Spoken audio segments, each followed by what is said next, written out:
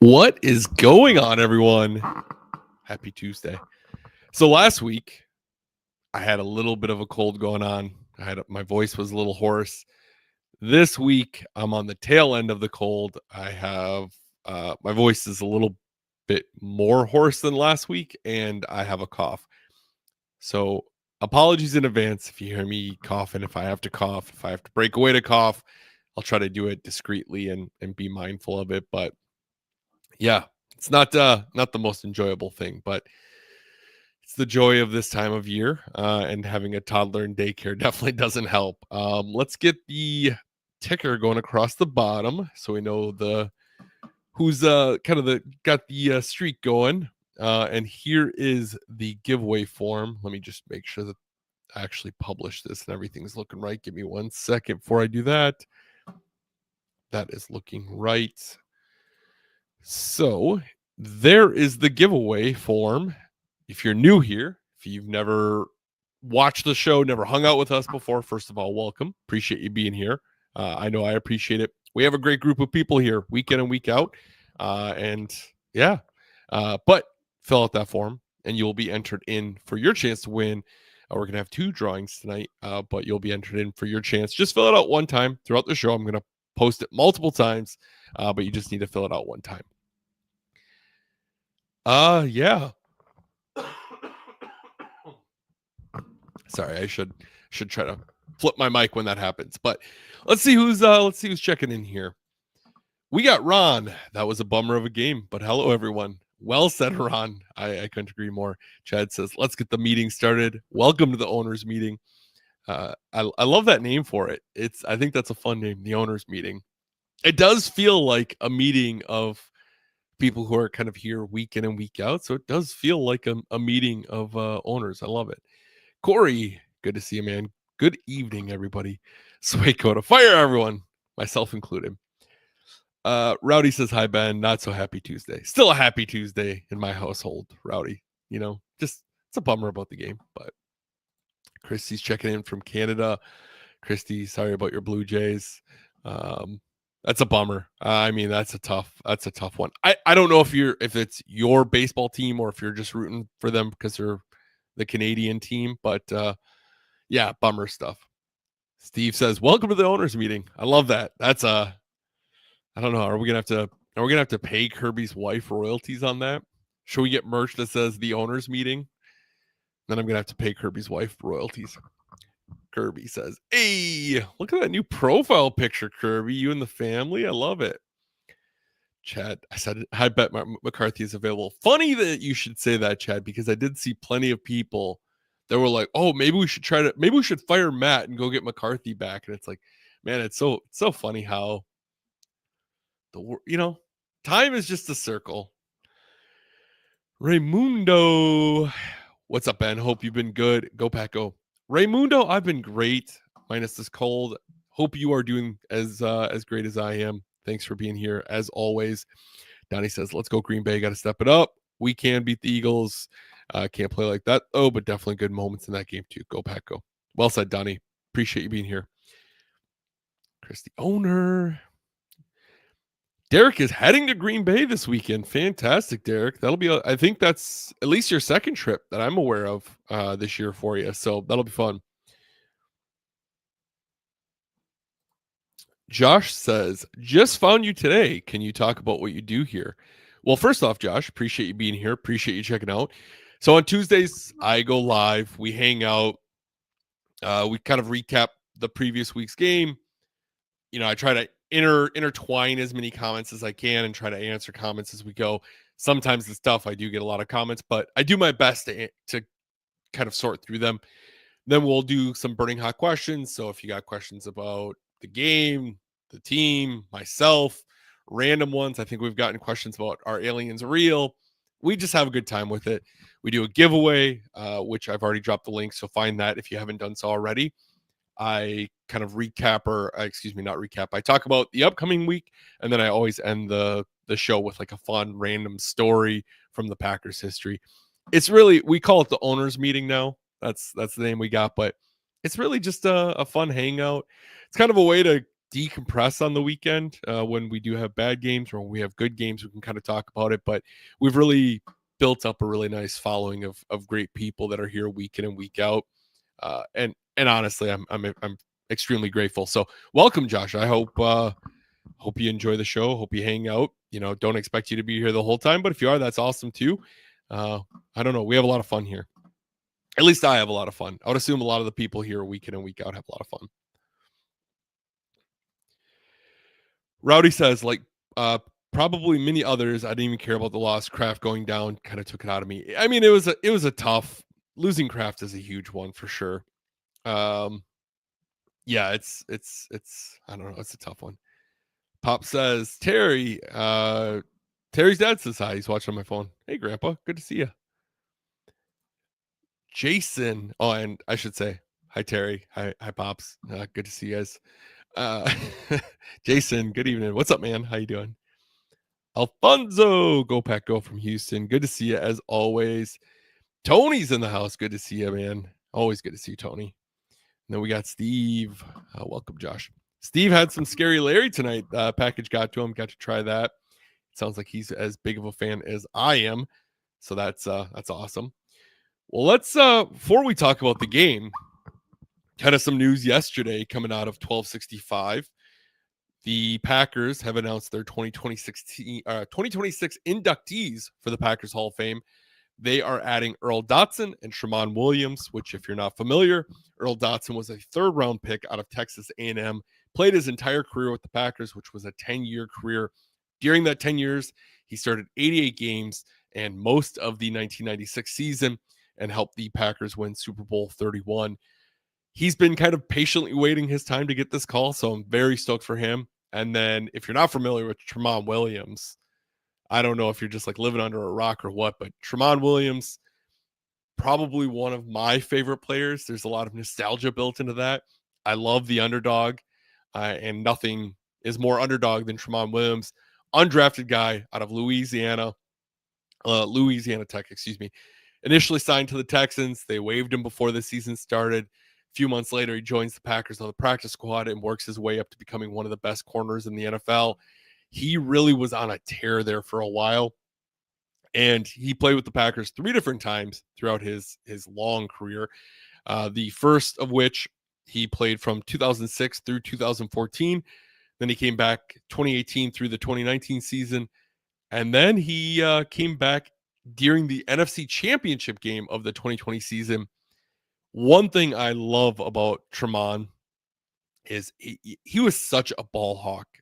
It seemed like if the ball went his way, he was taking it. And I think a lot of our corners today kind of don't have that, maybe don't have that skill set right now. I don't know if that came from like a Charles Woodson influence or what, but it felt like the cornerbacks in that era for the Packers, see ball, get ball, like that felt like their mentality. Most notably, when I think of Tramon Williams, I think about that game in Atlanta where he had 2 interceptions. One, he took away points for the Falcons. They were trying to go to the end zone. He took the ball away there. And then right before halftime, that pick 6 off of Matt Ryan thrown to his left, trying to get just a little bit more yardage, get into field goal range, bit off a little bit too much, and Tramon just took it to the house. Still probably like a top 3 to 5 play memory for me. That I just knew that game was over at that point. So congratulations to Tramon. And Tramon, another thing I love about Tramon is that he announced his retirement from the NFL on March 16th of 2021, which was his 38th birthday. And that's fitting. He wore the number 38 while with the Packers. So congratulations to both Earl and Tramon, both well-deserved inductees. So I'm super stoked for that. All right, let's check out some comments. Sorry, guys. It's gonna be even worse with me talking. We'll try to work our way through it. Steve says, I am here for the smelling salts. I'm with you, man. Jackie, good to see you guys. Olivia's gonna be mad that I talk too much, but it is a podcast here, so my bad, Olivia. She always tells me I talk too much. Denise, go Pack Go. Good to see you. John says, go Pack Go from Michigan. Good to see you, John. Raymundo says, I don't think the loss falls on just one person. This was a team loss. Definitely. There's a lot going on in this game. We're gonna be getting into it. Donnie, I see your question here. I'm gonna actually save that for our Burning Hot Questions segment. Sniff, sniff, sniff. All right, we'll take some smelling salts here before we get into these. I always feel like I'm hitting a pack of cigarettes. Before we recap this game, let's get into some smelling salts.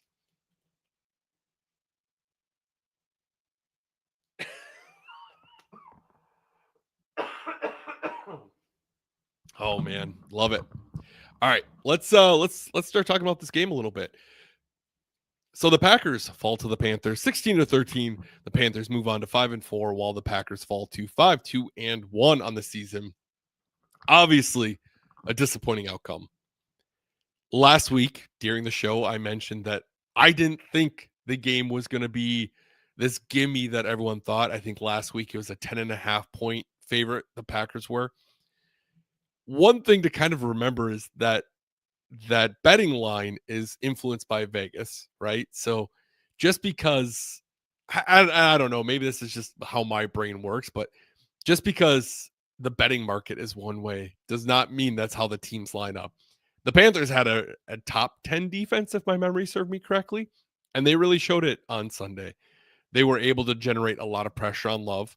They only sacked him one time, but they generated a fair bit of pressure. There's a lot of times where offensive linemen missed their assignment. So they were able to generate a lot of pressure, which ultimately ended up resulting in the Packers having to throw a lot more shallow passes. Now, there's obviously some arguments about the play calling, and it kind of looked a little, it being a windy game doesn't help either. You don't really want to try huck 'em, chuck 'em. We saw Love's passes were kind of all over the place. Wind doesn't help. It was swirling. But I don't know. I feel it feels odd to me how much people panic over games. The Panthers 4-4. It's not like they're coming in from Panthers of 2 years ago where they're 1-9 and just struggling. Panthers have had some good games this year. Now, they were without Bryce Young. They had Andy Dalton playing, but Bryce hasn't looked terrible either.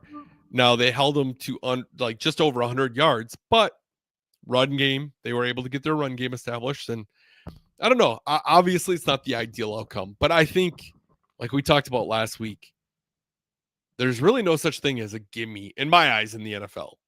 Big wins can happen, but to expect it consistently, I don't know that that's the case in a lot of ways. I don't know.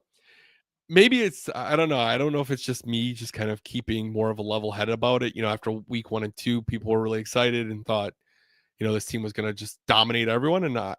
It's just like, hey, let's just enjoy the ride. But anyway, a lot of flaws in this game. A lot of things went wrong. We saw a lack of capitalizing on offense. You're getting into the red zone, and then things are stalling out, whether you're getting penalties or the offensive line is giving up some pressures, resulting in having to throw away the ball or missed opportunities there, wasting possessions, if you will, or wasting downs. Brandon McManus missing a kick, which was a big kick, ultimately could have changed the entire dynamic of the game.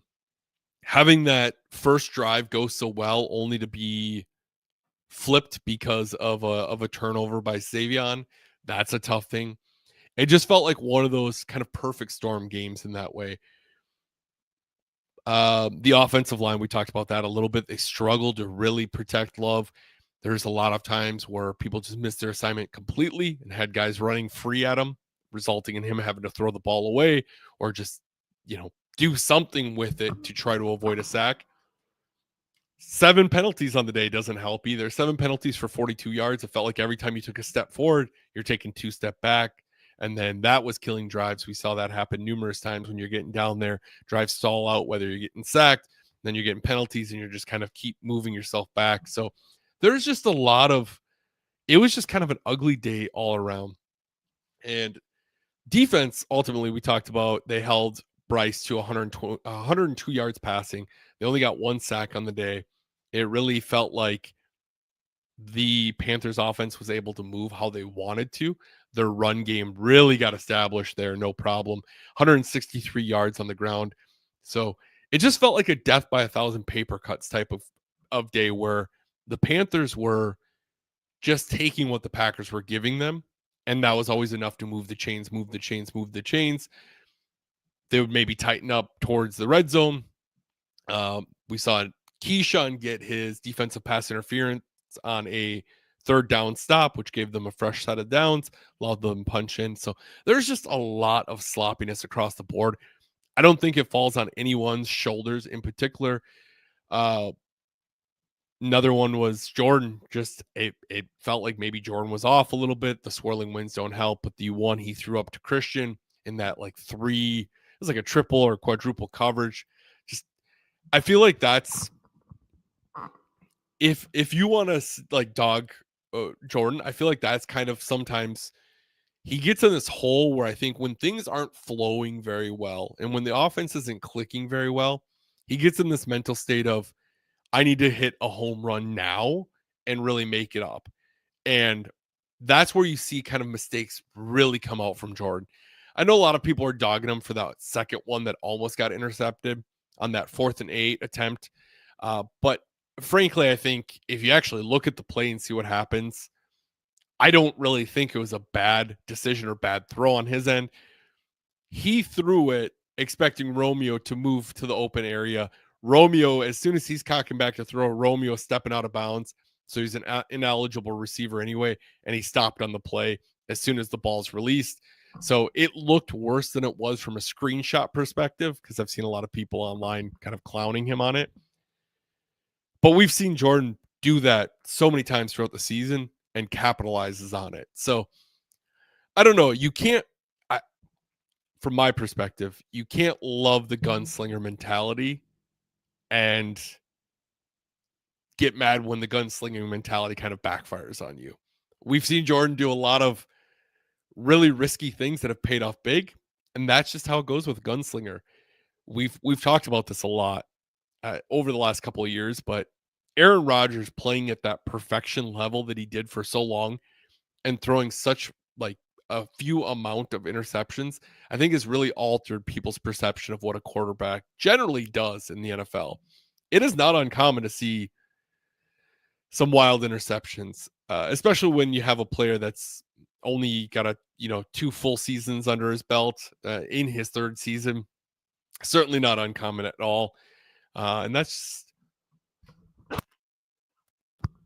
just the way it goes sometimes. I don't know. What is that? His 3rd interception on the season? I think it's okay. There's so much left. There's so much football left. The biggest thing to me out of that game is the injuries that we're walking away with.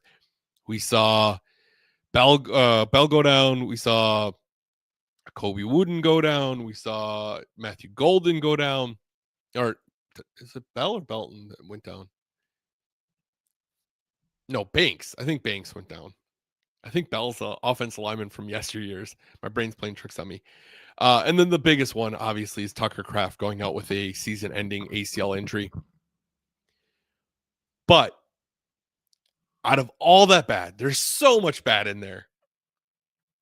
There's still some good. Trust me. It is a long season, a very long season.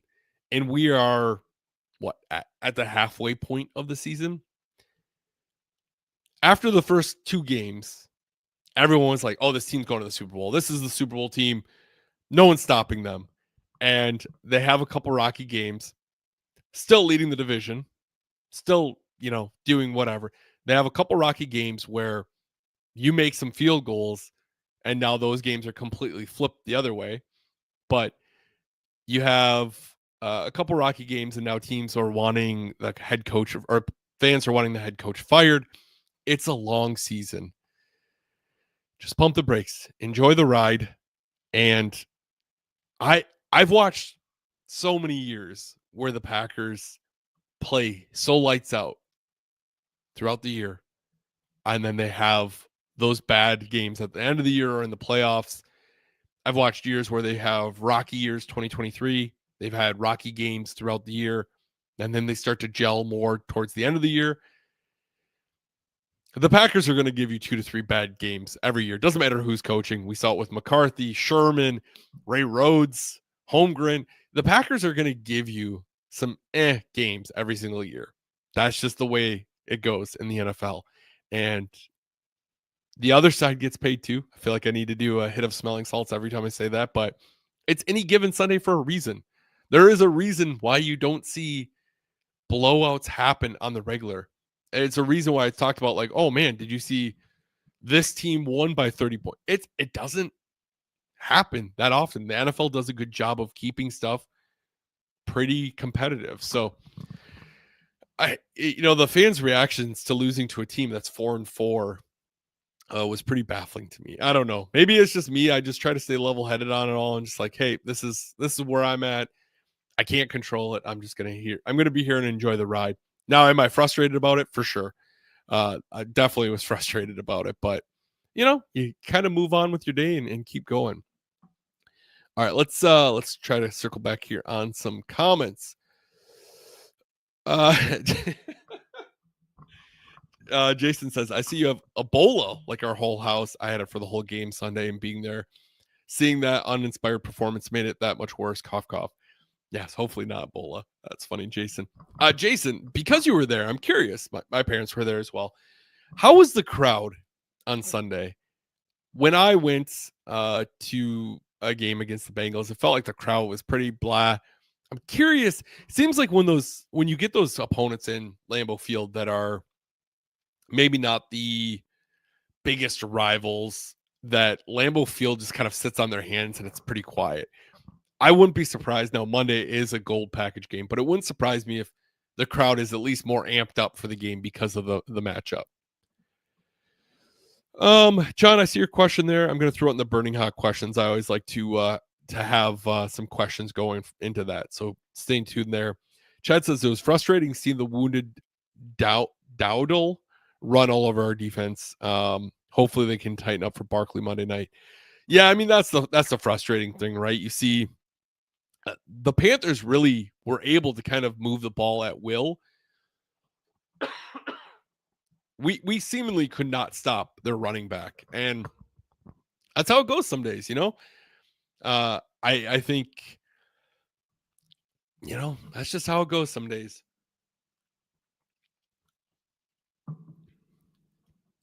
Tony says going for it on 4th and 8 was horrible. Have to take the points.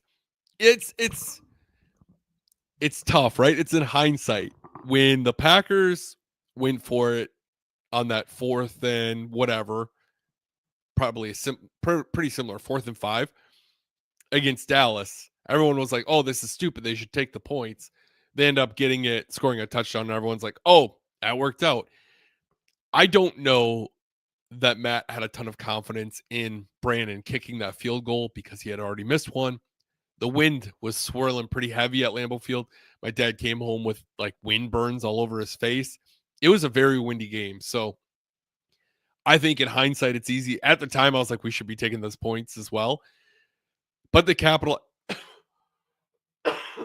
but if they capitalize on it there and they score a touchdown and they end up winning the game, everyone's going to be like, oh, that was the right decision. So I think Matt said there was only like 1% difference in the outcome of the game or whatever if you make it or like basically there's like 1% difference as far as what you should do in that moment. So we went with the more aggressive route. It's just one of those things. It didn't work out for you this time, but it's not always the worst thing to be aggressive, right? I was so nervous with lofty throws Love completed during the Steelers game. We saw the type of throws this weekend. Luckily, only had one intercepted. He should have had two, but the D-back dropped it. I hope he takes risks, but not into double, triple coverage. Yeah, I think a lot of times they look more duckish, and I think it's more organized chaos. It's lobbing it up because you're giving your receivers a chance to play at it, and it's harder for the defensive back to make the plays on it. But I trust his arm strength. I don't know. All right, Christy, I see your burning hot questions. I'm getting that added.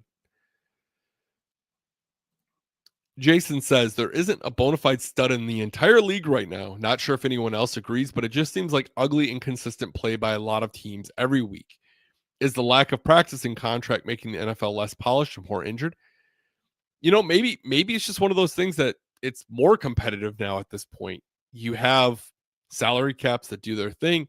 You have talent that's always getting better. So maybe it's just one of those things that you're not seeing that true big dog because everyone's just kind of competing week in and week out. Detroit dropped to Minnesota and they were at home as well. And that's another one that's any given Sunday. Minnesota had a worse record than the Panthers, and Detroit arguably has looked like a more polished team all year. So just goes to show, it any week anything can happen. Like Jason said, there isn't that dominant team this year, and that's a fun thing. I don't think that's a bad thing by any means. Team wins, team losses, but I thought he'd get a birthday win. I didn't think it was going to be a gimme win. Having a tough time 2 games in a row with kicking, though. Yeah, I mean, kicking has been tough, and I think confidence starts going out the window when you start missing those kicks. Even if you are recovered from your quad injury, I'm sure there's part of you that mentally is still kind of nursing it. And like I've said a million times now so far, is it was pretty windy in there, and that doesn't help you either. Now, the way that they kicked it for that final kick, the Panthers, the wind was oh man, the wind was kind of at his back, which helped him, but it was still a tough one. Tony, I was going to add your question on the burning hot, but I don't think I saw Parsons' comments calling out the offense. So I don't think I saw. I missed it if he did.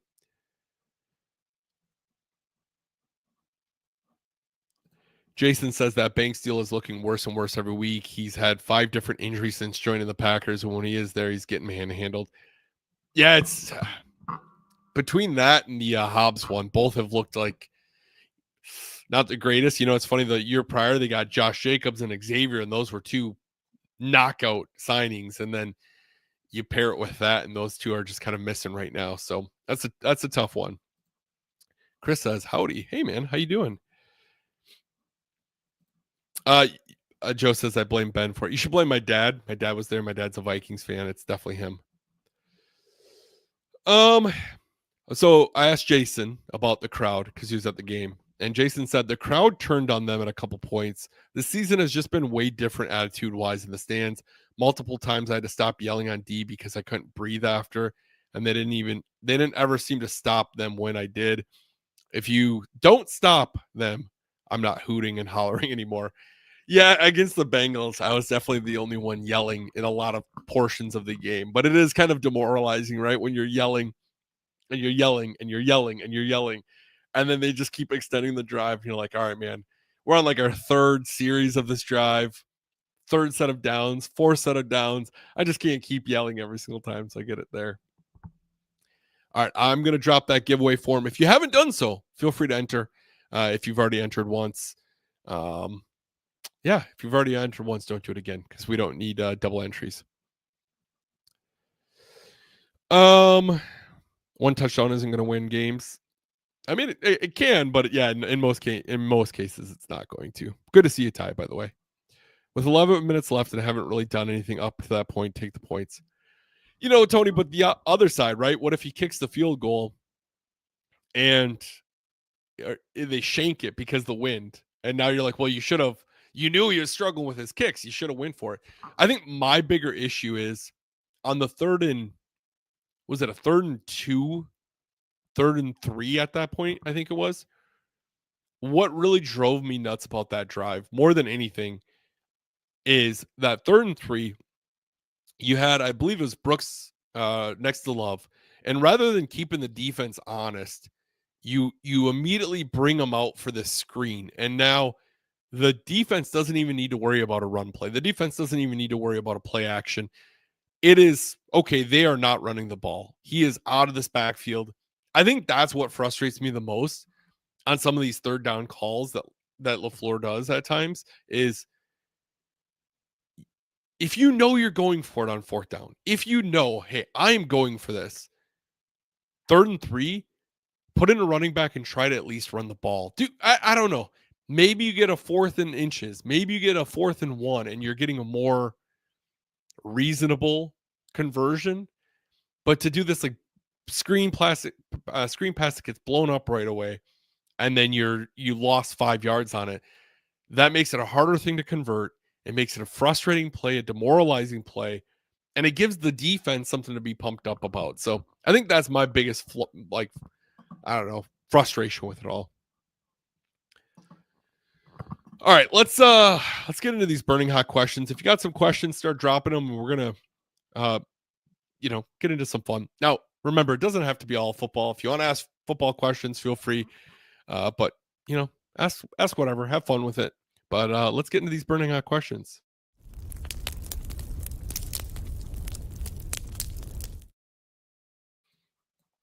All right, still flipping through here. Excuse me. Shout out to my friends over at Legend Larry's for sponsoring the show, proudly sponsoring the show. If you've never been, go check out Legend Larry's if you're in town. The best wings I've ever had. They have some award-winning buffalo sauce that took first place in the buffalo wing competition. And I just did a episode interview thing with Larry from Legend Larry's that I just debuted today. So go check that out as well if you're interested. But next time you're in town, go check out Legend Larry's and let them know I sent you. Definitely my favorite place to get wings anywhere in the area for sure. All right. Let's see. I got to work my way back. Donnie says the blocking broke through as Kraft got injured. Look how many times they got to J Love after. Can Musgrave block like he did? Because it was obvious they kept getting through after. Great question. Appreciate your asking. I think Musgrave's strength is not in blocking. Tucker had a lot of strengths when it came to blocking, and unfortunately, I don't think Musgrave has that same ability.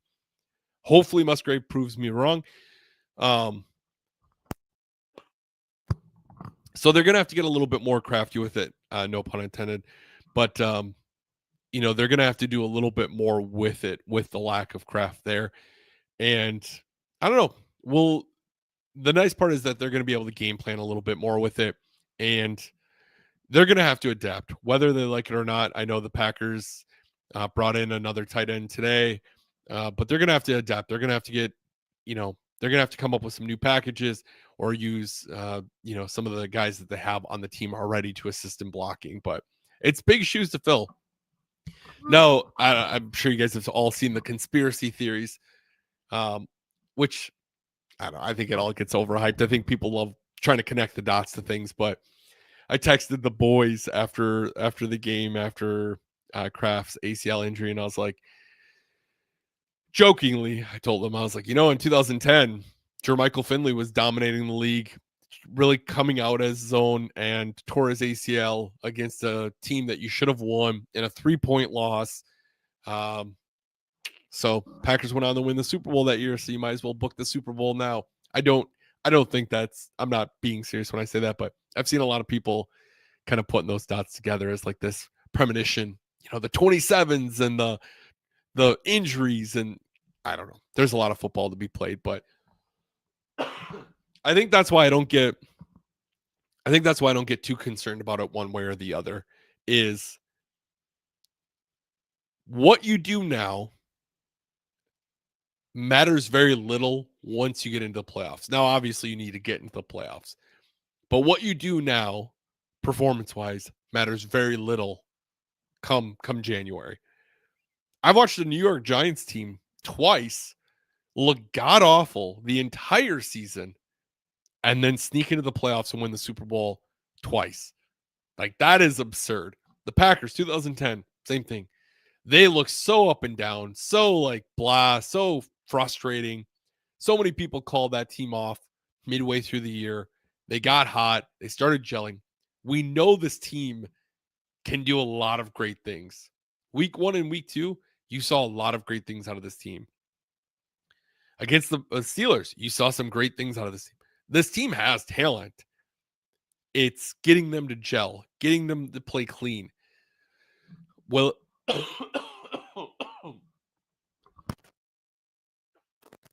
man, I'm sorry, guys, but I don't know. I'm not. It's a long football season. There's so much football left to be played. So John says, "What wide receiver is going to take Golden Spot if he can't play against the Eagles?" I'm hoping Wicks gets back soon. I don't know if he will, but I think as long as Watson's there, you have Jaden that's getting healthier and healthier. I think there's going to be a lot of firepower coming on that offense once Jaden's back. I don't know if Golden will be out, but you're going to need the guys to step out where they can. They have Bo Melton, which they can still use, which he had some great games in 23. So I don't know. It's going to be tough, but thankfully, Golden's speed and the ability to kind of take off the top of the defense. You have Watson that can kind of do that as well, but Golden is a big weapon. So Christy says, burning hot question. Do we like people calling Jordan Love Pookie? I think it's funny. I called him Pookie in his happy birthday post.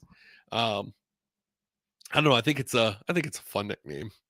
I love that everyone just kind of knows him as Pookie.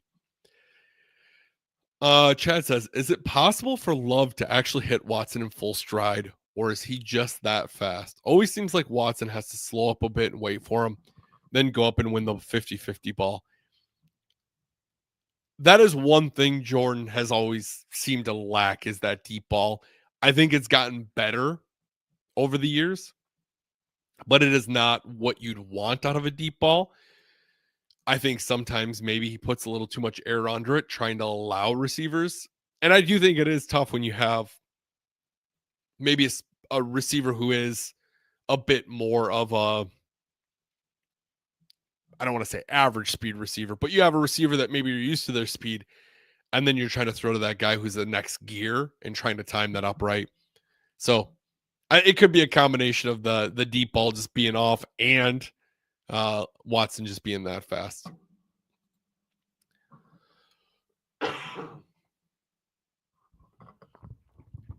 Steve said, did your son like trick-or-treating? My son loved trick-or-treating.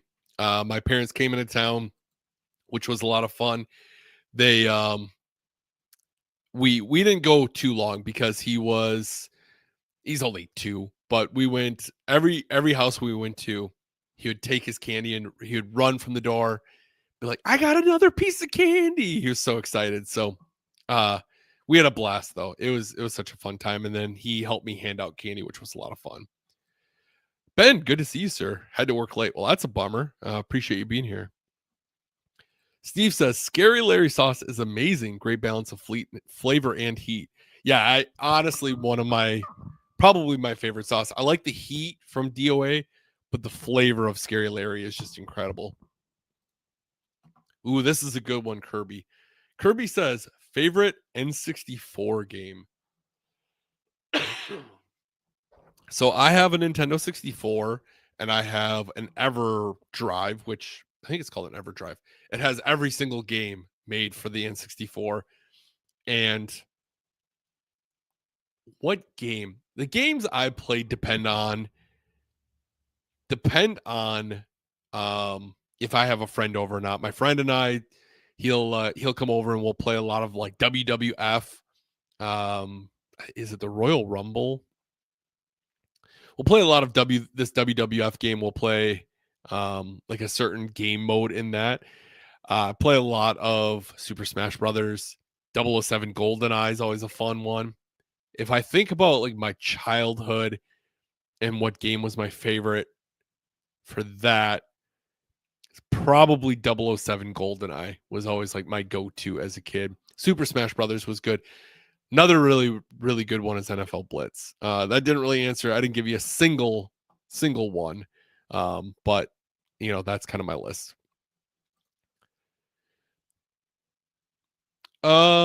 Let's see here. 3rd and 3, and I don't think this is a question. Oh, wait, I'm not gonna. Yeah, you're just kind of alluding to what I was talking about. Okay, no link. I'll get you added, Kirby. Just as we get closer. I see Dakota asking this question here. Dakota says, "Do you think lizard people exist?" I must not be on the right side of I must not be on the right side of some of the conspiracy theories you guys watch, because I have no idea what lizard people are. Um, I don't think like a lizard person exists, but I think aliens exist. We've talked about that. Alfonso says flat Earth. No, I don't think the Earth is flat. My argument about the flat Earth thing is, if we see all these other planets around, why would ours be flat? Do we have any proof of another flat planet? I don't know that we do. Um, so I don't know why ours would be flat. I just that's one thing that's always kind of been weird to me. And I'm sure a conspiracy theorist has an answer for that, but I'll stick with science. Dakota says Mark Zuckerberg is a lizard person. Well, there you go. All right. We're already getting kind of far behind. So let's Donnie says GoldenEye. GoldenEye is the solid one for sure. Let's get into this giveaway here. I know I got to get a couple people added, but let's get into this giveaway, and then we're going to talk about the matchup coming up against the Eagles. For that, I see Jessica has a question. What is your favorite cheese? Man, Jessica, that's a tough one. I love a lot of different cheeses. Depends on my mood, but I really like provolone. I used to buy like a pound of provolone a week and just have that as my snack throughout the week, but I don't think that's good for me, so I kind of slowed down on that. But I can't argue against the sharp cheddar as well. I'm a big fan of sharp cheddar. Those are probably my two favorites. I'm a pretty boring one. I don't really go too crazy with like the jalapeno cheddar or the, I don't know, like the port wine cheese, or just like some of these other random ones. I keep it pretty traditional. But all right, I got to get a couple people added to this giveaway. But before I do anything, I would do a read to keep the lights on. So shout out to my friends over at Nicolet Law, the Midwest law firm, the Midwest personal injury law firm. Whether it's a crash, slip and fall, or something else that leaves you injured and dealing with insurance and medical bills, Nicolet Law knows how to help. They walk you through your options, handle the insurance company so you don't have to, and fight to get you what you deserve. No upfront fees, just local attorneys who show up when it counts. And you can reach them at 1-855-NICOLET or visit nicoletlaw.com. All right, I already forgot who I got to get added. Kirby and Ben. I got to get those two added. Christy said, just picked up on the way home a green pesto Gouda cheese. Now that sounds solid. That does sound good. I haven't had pesto in a minute, but pesto's solid. That's a good choice. All right, we got to get Ben and Kirby added. We got Kirby, the loser. Ben, who has a good name. All right. Get Joe added. Chad. All right, here we go. Bring this over to the giveaway wheel and get my screen sharing. Jason, I'm going to get out your prize from last week. Probably this weekend would be my guess. So appreciate your patience there. Still have your address from the wedding. I don't think you've moved. I haven't heard otherwise, so I'm assuming I can send it there. All right, 24 entries. I got Kirby the loser and Ben, who has a good name, on the board there. Good luck, everyone. We're going to draw two winners. Don't forget, before I do anything, shout out to Nicolet Law for making that possible. Really, all season, anytime the Packers lose, we at least have double giveaways to look forward to. So good luck, everyone.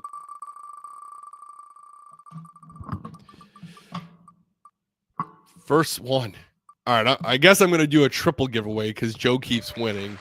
All right, Joe, give me 1 through 35 up or down. Let's do another. We're going to add a bonus one here because Joe's rigging the system here. Oh, Sweet Coda. I don't think you've gotten one in a while. Sweet Coda, 1 through 35. And the final one for the night.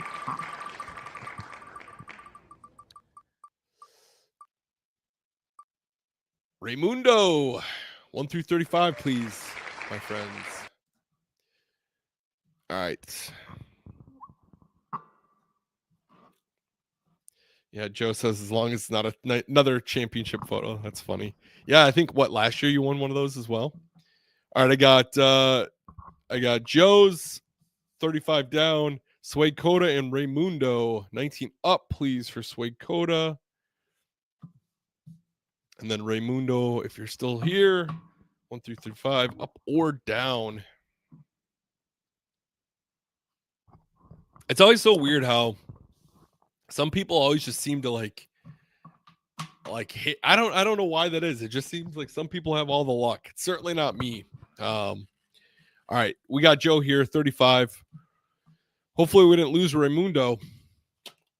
Would hate for him to lose his prize. Maybe he's really contemplating what number he wants, 1 through 35. All right, Joe. Joe, you got 2 bottles of legendary sauce. So let me know what 2 you want there, and I'll get those shipped out. Dakota 19. Waiting for Raymundo. Raymundo, if you're listening to me in the background, I need you, man. 1 through 35. Otherwise, we're gonna have to redraw your prize later on. All right, Sway Cody, you got Amar Fleming 8x10. Amar Fleming, love that guy. All right, we'll give Raymundo some time. We'll start talking into the next round here, talk about the Eagles and Packers. If Raymundo doesn't show up by the end of this, I'm going to redraw. We're going to draw another winner for Raymundo's prize. So hopefully he gets here. Hopefully he listens to it. I always feel bad when I got to redraw, but we'll see. We'll see what happens. All right, let's talk the Packers and Eagles. As we look at the head-to-head comparison between these two, or the head-to-head matchup between these two, the Packers are 29-20 against the Eagles, which includes a 1-3 postseason record against the team. Some of those postseason losses, we're obviously not going to talk about those. There's been some pretty memorable ones that I don't care to mention. Let's talk about the positive ones. The single postseason win came from the 2010 run. You had Desmond Bishop having a great game, started out with a sack on Vic. You had the shoestring tackle on Deshaun Jackson on that final drive to probably stop a touchdown that maybe changed the course of that season, or more than likely changes the course of that season at that point. And then Tramon Williams with the game-sealing interception. Really, when I think back to that season, those games against the Eagles are always ones that kind of stand out because we played them the first game of the year and then the first playoff game of the year.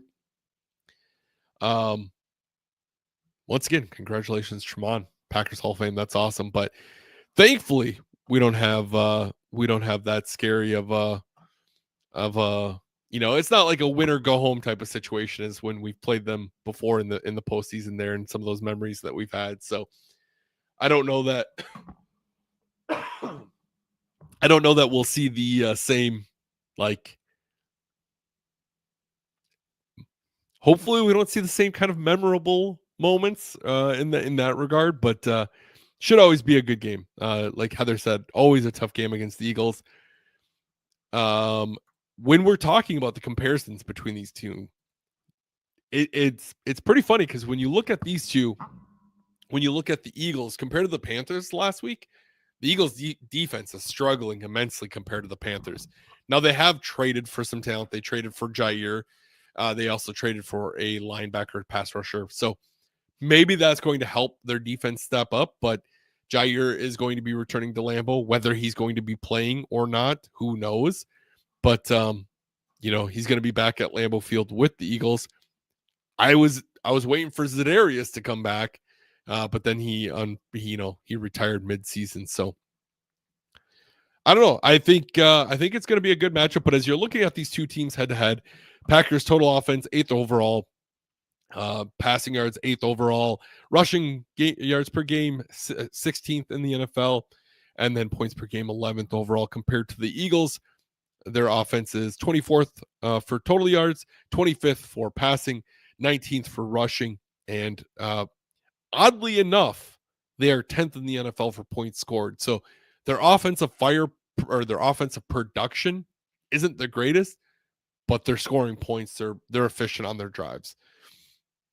Defensively, the Eagles are pretty bottom ranked. 23rd total yards, 17th for passing allowed, 19th for rushing yards allowed, and then 19th for points allowed with 23.1. Packers defensively, 5th for total yards, 9th for passing, 5th for rushing, and 8th for points allowed. So honestly, statistically, looking at this, the Panthers defensively looked a lot better, offensively looked better, and yet the Eagles have a better record. That's how it goes in the NFL. The Eagles are definitely not going to be an easy one. They're efficient with the football. As you can see, they have a +4 on their turnover. They take away the ball and they don't give it up a lot. So that is the thing that this year the Packers seem to be really struggling with, is they are not taking away the ball like they were last year. And I don't know how you get that emphasis back, but creating those turnovers really allows you to get some extra shot at getting some extra points on the board. And we just need to get to that point. So it's going to be a tough one. There's no such thing as an easy game in the NFL. I think the Packers are 2.5-point favorites, which to me means very little because it's just Vegas doing betting odds. But it's going to be a tough one. All right, Raymundo. Last chance. Otherwise, we're drawing another one. We gotta draw this extra prize, and then we gotta get out of here and do a story of the week. Is anyone going to the Eagles game this weekend? I know. Let's see. Was it? Let's see here. Oh, my memory's failing me. Derek, I believe, is going to the game this weekend, if I'm not mistaken. So, I think it was Derek that said he's going this weekend. Anyone else going? Oh, Shanika's going. That's awesome. And Rowdy's going. Nice. That'll be a good time. I think I said this weekend. This Monday. You guys know what I meant. All right, Raymundo. I don't think. I think we're gonna be drawn again here. I hate doing it, but that happens. Stuff comes up and he steps away and he misses out on it. So, all right. All right. Good luck, everyone. Here. One more for the road.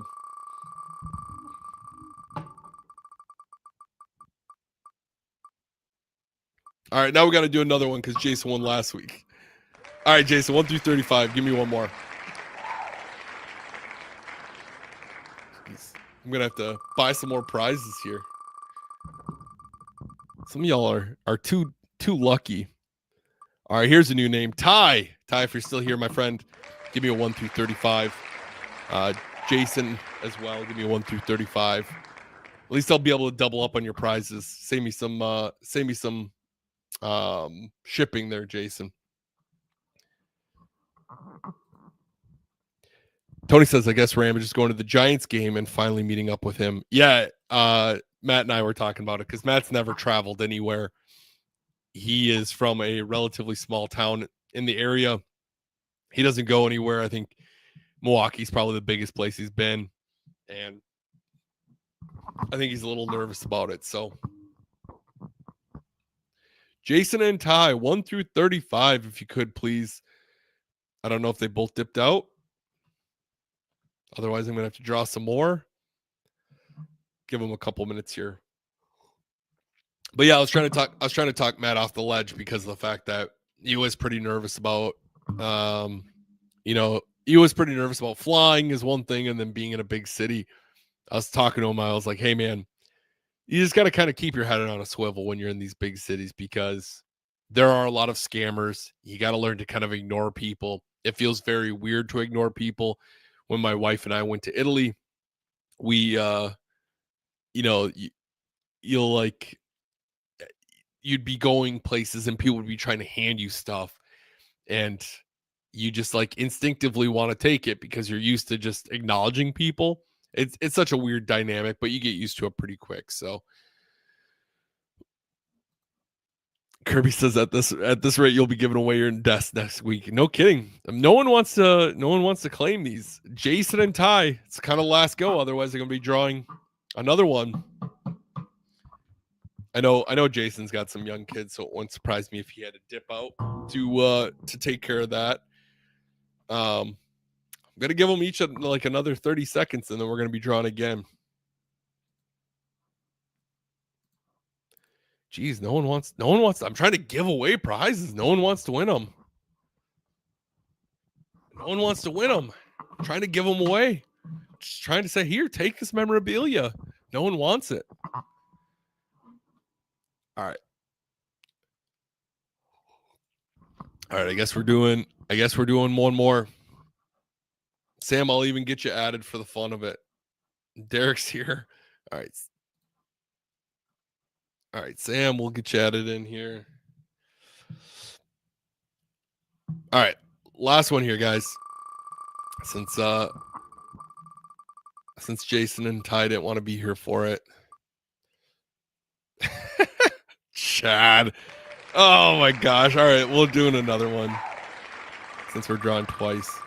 We'll give it out. Went from being a 2-prize day to a 4-prize day.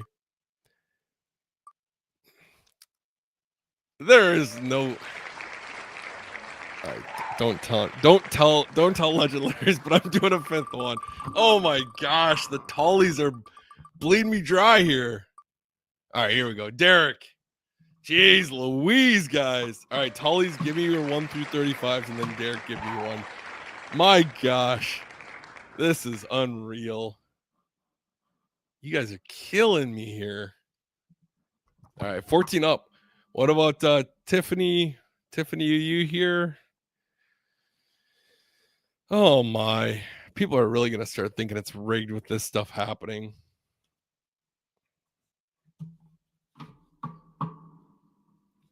Trust me, if I were going to rig it, I wouldn't rig it to be so obvious. Ben, you're there. You were Ben who has a good name. I can share it just to show you. You were right here. Ben who has a good name. Tiffany, are you there? Oh, there you are. 27 down. And then Derek's 20 down. Okay, we got all the winners this time. Jeez, I'm just giving out all my prizes. I'm such a sap, such a sucker here giving out. It's supposed to be a 2-day. I'm giving out 5 prizes today. Oh my gosh. All right. And then what did Derek say? 20 down? 20 down. You guys are bankrupting me. I'm going to have to get more prizes if we keep up at this rate. All right, Tullies.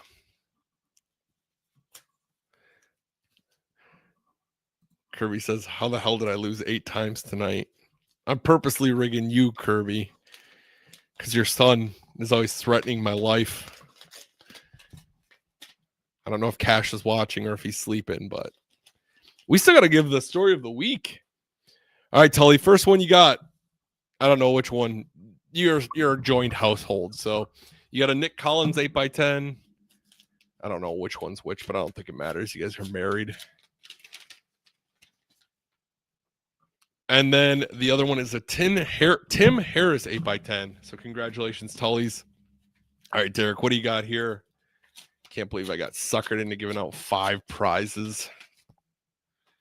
All right, Derek. You got yourself a Donnie Anderson 8x10. I'll reach out to all of you, I guess, and start getting these. I gotta have to go back and remember who all won stuff at this point. All right, let's do the story of the week and get out of here. We're already running a little late. That's what happens when you draw 8 prizes, 8 winners. So congratulations, guys. Really appreciate you being here. Obviously, I don't mind. I wouldn't do it if we didn't have fun with it, but whenever I get these like double ups on prizes, I always feel guilty and feel like we need to draw another one, but that's how it goes sometimes. It's all right. Now it just means the Packers need to win for a little bit, make it up for us. So all right. So we do a story of the week every single week, and this week's no different. And actually, this week's story of the week came to me after the Packers lost to the Panthers, and how people kind of behaved and how people reacted to it. So when you think of Vince Lombardi, you think of discipline, excellence, winning, dominance, but even the best have embarrassing losses from time to time. In 1963, the Packers were coming off back-to-back championships. The year before, they finished 13-1, outscoring opponents 415 to 148. They were dominant that year. They obviously won a championship against the New York Giants, beating them 16-7. And from 1934 to 1976, the defending NFL champions would take on a college team built of all-stars. So they were the college all-stars in a charity game at Soldier Field, kind of like a meaningful preseason game, Matt, like right before the season would start, kind of thing. So when the 1962 Packers faced the All-Stars, everyone expected a blowout. This team was a dominant team, except unfortunately the Packers did not win that game. They lost to a bunch of rookies. Late in the game, two former Wisconsin Badgers, Ron Vanderkellen and Pat Richter, connected on a 73-yard touchdown to take the lead and pull off a shocking 20-17 upset. Vince was livid over that loss.